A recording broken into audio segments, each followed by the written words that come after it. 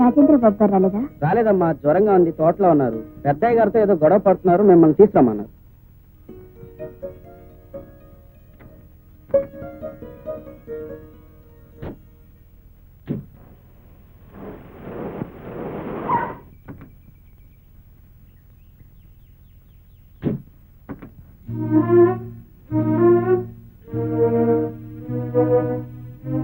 మా అబ్బాయి పిలిపించలేదు, నేనే పిలిపించాను. తీసుకెళ్ళి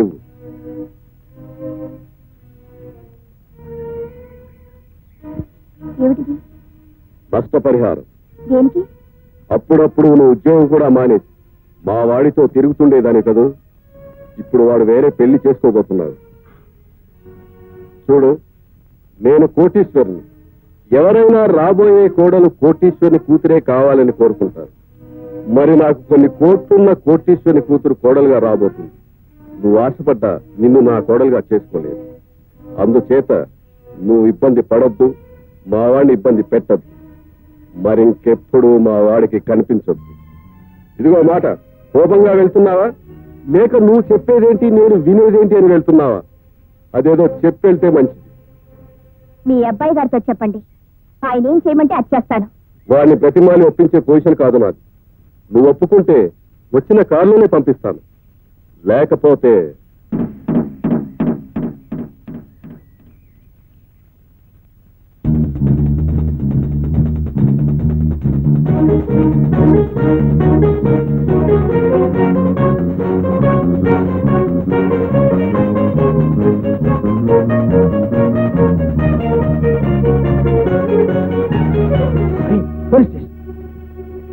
ఏమండి?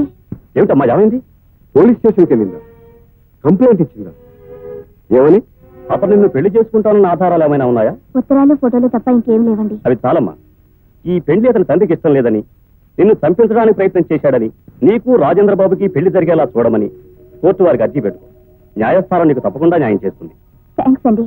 వస్తున్నా. ఒకటి, మీరు శిక్ష పడకూడదు. 2, మీ అబ్బాయికి ఆ అమ్మాయి మీద మనసు విరిగిపోవాలి. ఈ 2 నా సాక్ష్యంతోనే జరగాలి. అంతేనే. కల్పన. నిన్న ఎక్కడి నుంచి తరుముకొచ్చారు? తోటలో నుంచి. తోటలోకి నువ్వెందుకు వెళ్ళావు? ఆయన కారు పంపించారు. ఆయనంటే మీ ఆయన? కాదండి, ఆయన కాబోయే ఆయన. కాబోయే ఆయనే కానీ కట్టుకున్న ఆయన కాదుగా. యువర్ ఆనర్, మన హిందూ సాంప్రదాయ ప్రకారం 3 ముళ్ళు పడినంత వరకు ఏ ఆయనైనా ఆయన కాదుగా, పరాయివాడేగా. అటువంటి పరాయివాడు రమ్మని కారు పంపితే పవిత్రమైన ఆడదానివి నిర్భయంగా తోటలోకి ఎలా వెళ్ళాం? సో యువర్ ఆనర్, అలా ఎవరు కారు పంపితే వాళ్ళ కారులో వెళ్ళటం, ఎవరు తోటలోకి రమ్మంటే వాళ్ళ తోటలోకి వెళ్ళటం మొదటి నుంచి ఈ అమ్మాయికి అలవాటు. యువర్ ఆనర్, అలవాటు ప్రకారం ఎవరో కారు పంపితే వెళ్ళింది. అక్కడ తను పెళ్లి చేసుకోవాలని కలలగంటున్న ప్రియుడు తండ్రి అనుకోకుండా కనపడగానే కంగారు పడింది. నిజానికి ఈ అమ్మాయి గురించి, ఈ అమ్మాయి శీలం గురించి చెడుగా విన్న అబ్బాయి తండ్రి ఈమె నిజరూపం తెలుసుకోవాలనే ఉద్దేశంతోనే ఆ కారు పంపాడు. ఆయన చూడగానే బిత్తరపోయింది. ప్రియుడికి ఈ విషయం తెలిస్తే ఓ బంగారు బాతు చేజారిపోతుందనే భయంతో తెలివిగా అక్కడి నుంచి తప్పించుకుని తన మీద హత్యా ప్రయత్నం చేయబోయారన్న నాటకంతో పోలీస్ స్టేషన్ లో అడుగుపెట్టింది. లేదంటే ఇట్ ఈస్ ట్రూ. ఎలా నిరూపించగలరు? ఇంతకు మునుపు ఇలాగే ఒక అబ్బాయిని ప్రేమించినట్టు నటించి ఇలాగే పట్టుబడింది. నిజం. యువర్ ఆనర్, సాక్షిని ప్రవేశపెట్టడానికి అనుమతించవలసిందిగా కోరుతున్నాను. జడ్జి గారికి నమస్కారం.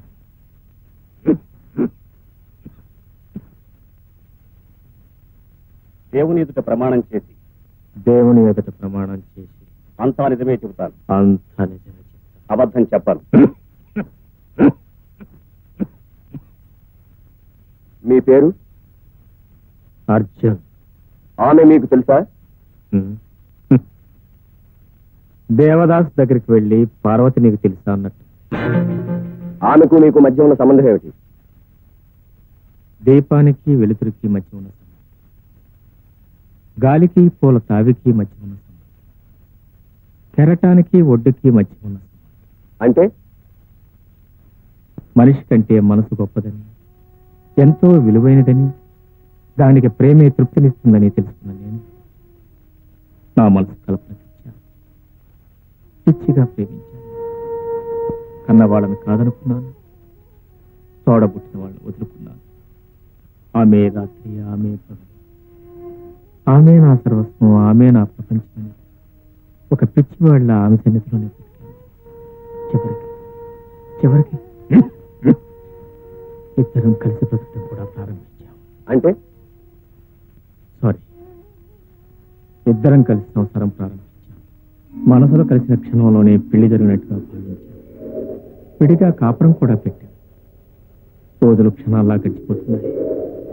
రోజు నేను ఆఫీస్ నుంచి తిరిగి వచ్చేసరికి తల నిండా మల్లెలు పెట్టుకుని అందంగా అలంకరించుకుని ద్వారం దగ్గరే నిలబడేది నా కోసం. ఇంట్లో అడుగు పెడుతూనే స్వర్గంలో అడుగు పెడుతున్నట్టు భావించేవాడు. ఇద్దరం చెరో కుర్చీలో కూర్చుంటే తనువులు వేరవుతాయని ఒకే కుర్చీలో ఒకరి ఒళ్ళో ఒకరం చిలకా గోరింకల్లా కూర్చుని చుక్కలను చూస్తూ తెల్లవారులో మాట్లాడుకునేవాడు. మా ఇద్దరిది ఒకే అడుగు, మా ఇద్దరికి ఒకే గొడుగు. అడుగులో అడుగు వేసుకుంటూ ఒకే గొడుగు కింద ప్రయాణం చేసేవాళ్ళు. అలాంటి మా ప్రణయ జీవితంలో అనుకోకుండా ఒక దుర్ఘటన జరిగింది. ఆ రోజు ఎందుకో తెలియదు మా ఆఫీస్కి సెలవు వచ్చింది. నేను పెందలాడి ఇంటికి వచ్చాను. గుమ్మం దగ్గర కల్పన కనిపించలేదు. లోపల కనిపిస్తుందేమో నా ఆశగా లోపలికి వచ్చాను. కానీ నా కళ్ళని నేనే నమ్మలేకపోయాను. నా గుండెలు జల్లుమన్నాయి. నా కపాలం బ్రద్దలైంది. నా కల్పన, నా ప్రేయస్ కల్పన, నా ఊర్వశి కల్పన ఎవడో పరాయి మగాడి హస్తాల మధ్య నా నోటితో నేను చెప్పలేను. అతన్ని తేరిపారు చూశాను. నా చూపులు భరించలేక అతను పారిపోయాడు. తన చేతిలో ఉన్న 500 రూపాయలని దాచుకోవడానికి ప్రయత్నించింది కల్పన. అప్పుడు అర్థమైంది, ఆఫ్టర్ ఆల్ 500 రూపాయల కోసం నా ప్రేయసి కల్పన అమ్ముడిపోయింది కదా అని అప్పుడు అర్థమైంది. వెంటనే కల్పన పీక నులిమి చంపేయాలనుకున్నాను. ఆ పాపని కొడు కట్టుకోదలుచుకోలేదు. మళ్ళీ జన్మలో నీ ముఖం నాకు చూపించదని శాసించి బయటికి పంపించేశాను. అప్పుడు చూసిన కల్పన మళ్ళీ ఇప్పుడు చూస్తున్నా. కేవలం డబ్బు కోసం విభజించే ఒక కొలట, ప్రేమన్న పదానికి మచ్చ తెచ్చే ఒక పతిత, డబ్బు కోసం ప్రేమను వలగా పన్నే ఒక రాక్షస్. ఎవరానా నాలా ఆ రాజేంద్ర బాబులా ఇంకా ఎందరి అమాయకుల జీవితాలను నాశనం చేస్తుందో ఈ రాక్షసని భయపడి ఓపిక లేకపోయినా నేను వచ్చి సాక్ష్యం చెప్పాను. క్షమించండి.